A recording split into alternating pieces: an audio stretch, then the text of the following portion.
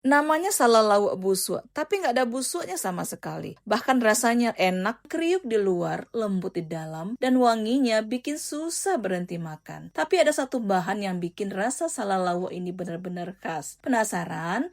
Yuk ikutin Uni masak. Pertama-tama, Uni siapkan ikan gambolo kecil ya bun. Ikan ini Uni rendam terlebih dahulu. Kemudian beri garam dan diamkan semalaman. Nah, jangan lewatkan proses ini ya bun, karena air rendaman inilah nanti yang akan memberikan aroma dan rasa khas pada salalawak kita. Besoknya rebus sekitar 500 ml air sampai benar-benar mendidih. Sambil menunggu air mendidih, Uni iris tipis daun kunyitnya. Sekarang Uni siapkan bumbunya. Uni menggunakan 5 siung bawang putih, 2 siung bawang merah, lengkuas sebesar sejempol, dan jahe sebesar sejempol. Semua bumbu ini blender sampai benar-benar halus. Bumbu yang halus seperti ini akan membuat rasa dan aromanya lebih menyatu dengan adonan. Selanjutnya, siapkan wadah, lalu masukkan 500 gram tepung beras. Setelah itu air yang mendidih tadi langsung tuangkan ke dalam tepung beras. Jangan langsung diaduk banyak-banyak ya bun, diamkan sebentar supaya air panasnya meresap ke tepung. Setelah itu baru kita aduk perlahan sampai air dan tepungnya mulai menyatu. Nah sekarang masukkan bumbu yang sudah kita haluskan tadi, tambahkan 1 sendok makan cabai giling, kemudian masukkan irisan daun kunyit. Dan ini dia bagian yang jangan sampai dilewatkan. Masukkan air rendaman ikan yang sudah didiamkan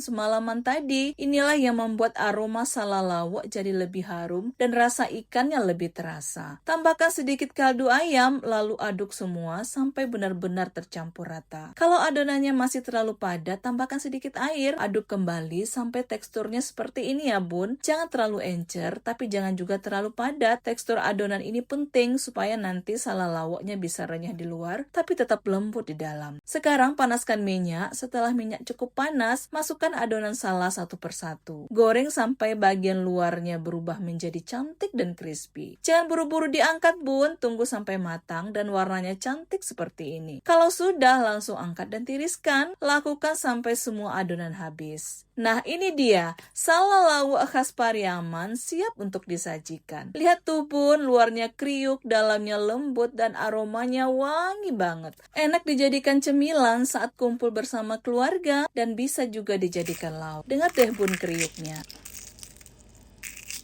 Kalau Bunda suka resep tradisional seperti salalawak ini, jangan lupa disimpan resepnya dan direkuk di rumah ya bun.